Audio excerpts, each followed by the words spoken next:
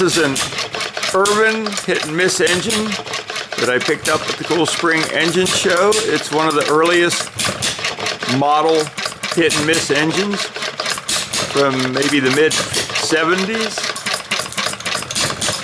When I got it, it was set up to run as a vapor engine. You can see the little fuel tank right here, screwed right up into the mixer with no pickup tube or check valve.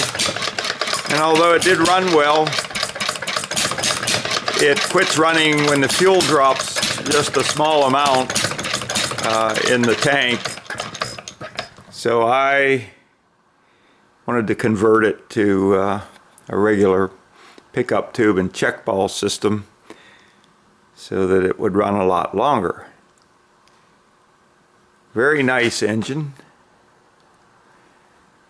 Very early.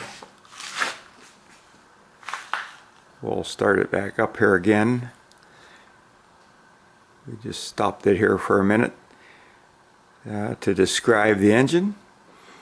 I don't know if I'll tear this down and repaint it or just leave it original, but it's a good running engine.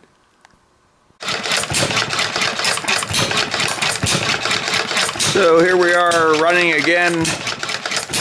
I had a check valve that was leaking a little bit and got that fixed.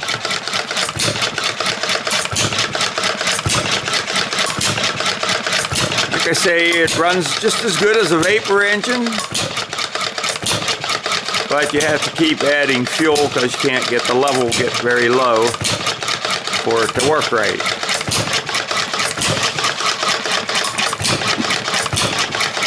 Came with a rope start and makes it very easy to start.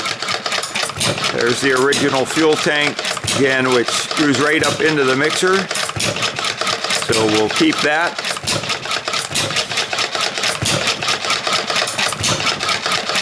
Very nice engine. I think I bought that the first or second day of the Cool Spring Engine Show. Thanks for watching my video.